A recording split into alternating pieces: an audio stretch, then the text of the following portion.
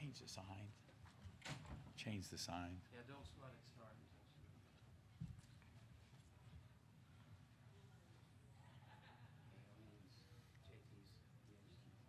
until Are they close? they're on their way. You can go ahead and make an opening statement. Okay, well, Coach Meyer, we'll let you do your opening statement if you don't mind while we're waiting for your student athletes. Congratulations on the win. Sure, thank you, and thanks to the Cotton Bowl and the Texas hospitality is what it is. This is my third time here, twice in the last few years. One for the national championship, and then obviously this one. So it's fantastic. USC is outstanding, especially their defense played so well today, and they were blitzing and they were changing things up, and we didn't play as well offensively, but. Their quarterback is as good as advertised. However, our defensive line really dominated the game with 8 sacks. And so it was a great win for Ohio State. We'll be a top 5 team, Big Ten champs. We just had every senior say a few words, and I can't get enough of those guys. They're everything that you want in a young person. They lead the team. They live right off the field, and obviously they're winners. I won a lot of games here. And they're champions, so I'll answer any questions. Okay, before we do that, I'd like to ask Jay McCauley, the president of the Cotton Bowl Athletic Association, to come up. Oh, he's right behind me, okay. And we're going to present 2 trophies. First of all, the Sanford Trophy is the outstanding offensive player is senior quarterback J.T. Barrett from Wichita Falls, Texas. Congratulations. Make sure we get the right one. I like that. Yes, sir. Put your hands there on it. There you go. And then the McKnight Trophy is the outstanding defensive player is senior safety Damon Webb from Detroit, Michigan. Congratulations to both of you guys.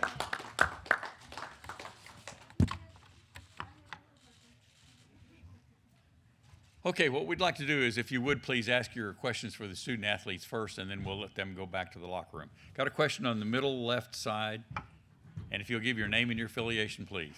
This question is for JT. This is Cedric Bailey, Labita News. You're a kid born in Lawton, Oklahoma, finished school in Wichita Falls Rider. You have played in every bowl game and won a national championship. Can you kind of reflect on that, what God has done for you, sir? Yeah, God has definitely blessed me and my family for the opportunity to be at Ohio State.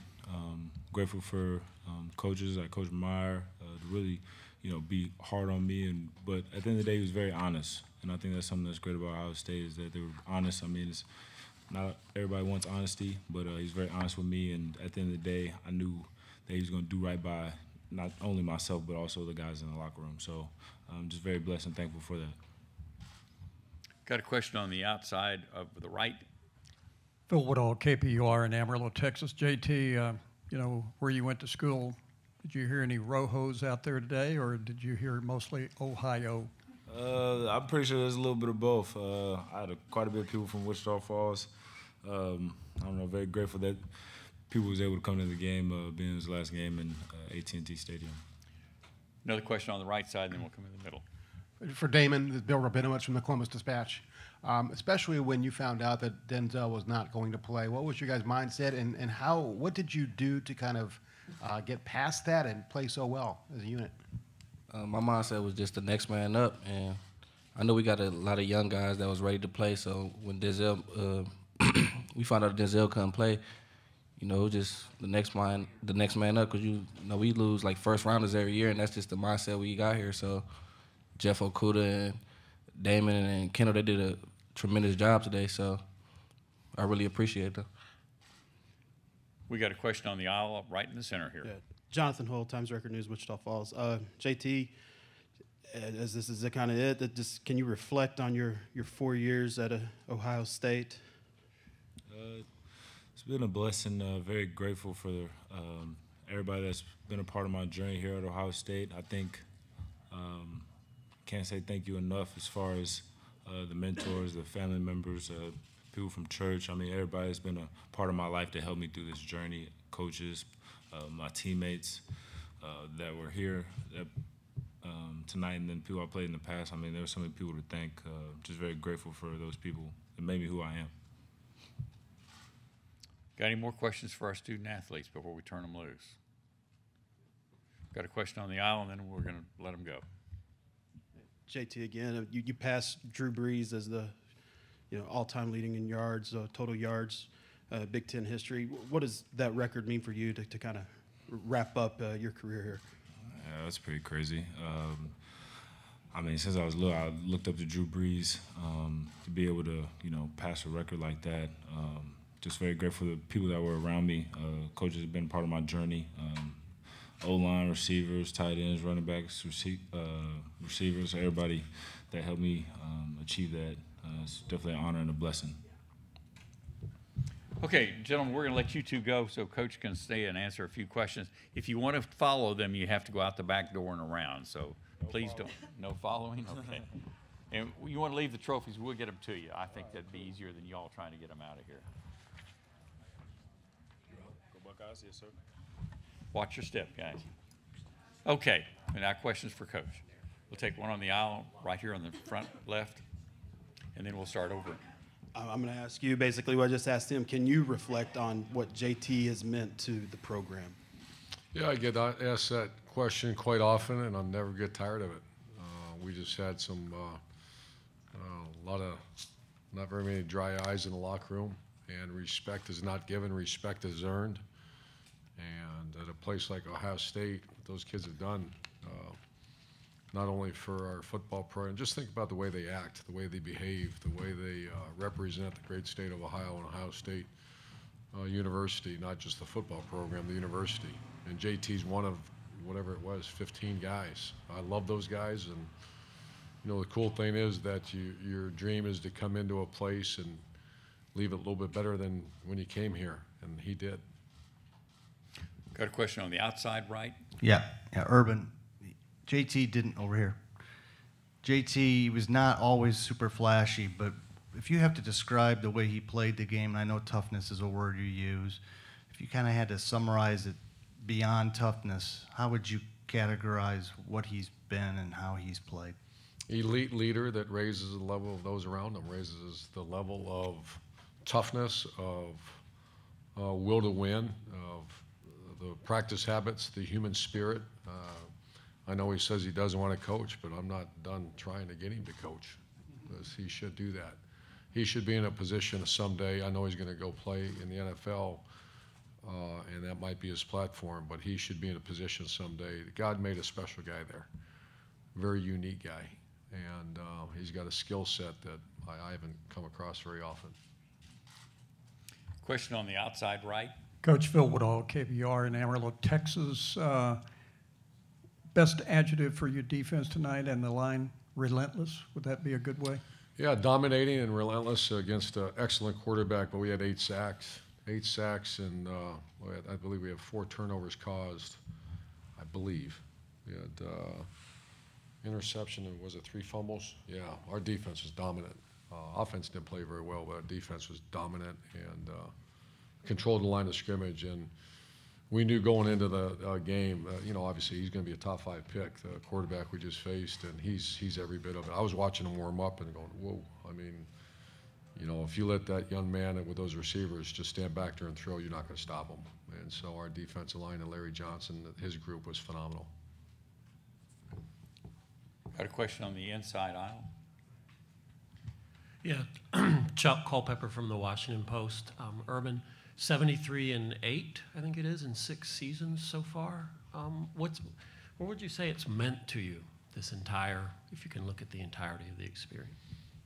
Well, this one's very personal. I'm from Ohio. I've been a Buckeyes, I think, as long as I've been able to say the word Buckeye. And so it's when I hear Hang On Sloopy and see the former players, and knowing that we, in our own little way, have done some very good things for this great university. That's one of those feel-good moments. And like I said, this one's very personal. Got a question on the outside right, and then we'll come up to the front. Urban, compared to last year going into the next season, a good taste in your mouth. I mean, it was pretty bad last year. Can this really give you a bounce? I mean, that's talked about a lot. What does this do? Well, momentum is very, very important. We're going to find out exactly. We had an excellent signing date. We're going to find out here shortly who's going to leave early for the draft. That's always one of those bittersweet moments. And but it's a very healthy program. And you know, I go through that locker room, and it's probably not the politically correct way of saying it, but there's not many people I don't like. I like a lot of those guys. Matter of fact, I love the majority of them and appreciate them, and that's a good sign. Question in the middle. Mitch Sherman, ESPN.com. Urban, what or how late into today or this week were you talking with Denzel about his decision and that dynamic of it all happening so late, seemingly? What did you think, and what kind of an impact, if any, did it have tonight? Well, it began after the championship game, and I was out on the road recruiting, and I come back, and a lot of people are pulling. You know, this is it's an interesting. I don't necessarily agree with everything, but a lot of people pulling and telling stories, and everybody has opinions and all that. And you're talking about not a good young man and a great young man, and his mom is not a good mom, a fantastic mom, and they were asking our opinion, and that it went everywhere from a play to maybe third downs to maybe special teams to he was practicing, and decision wasn't made until I don't know, probably yesterday. You know, it went all the way to I'm going to play the whole time to what do you think, you know, and so that's it. Got a question on the outside right. Phil Woodall, KBR in Amarillo once again. Playoffs should stay at 4 teams, or would you like to see an expansion? Has to go to 18. No, I'm just kidding.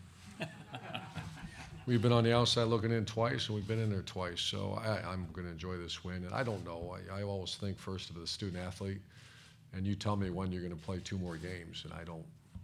You know, you need to increase the scholarship limit by 15 then or something to be able to have that. So I don't foresee that happening. We got time for one final question. Who's going to get that? I've got a question all the way in the rear. Stu Myrick, 104.9 The Horn in Austin. You just mentioned the signing day that happened recently. What's your take on having this early signing day in December in addition to the one in February? Well, I was outspoken against it, and I'm still not sure. We'll see how it goes. But you know, I have a job to represent Ohio State. It's been very good to us. We had an excellent signing date. Remains to be seen the next month here. You know, it's going to be a lot of junior recruiting. I think we have maybe 2 left. So that's a lot of time, but it's also the calendar is getting moved up so much. So I don't know. I think it was exhausting, a lot of hard work for our staff, and but it worked out very well for Ohio State. Okay, Coach. Thank you very much, and congratulations. Kelly, please walk back. Thank you.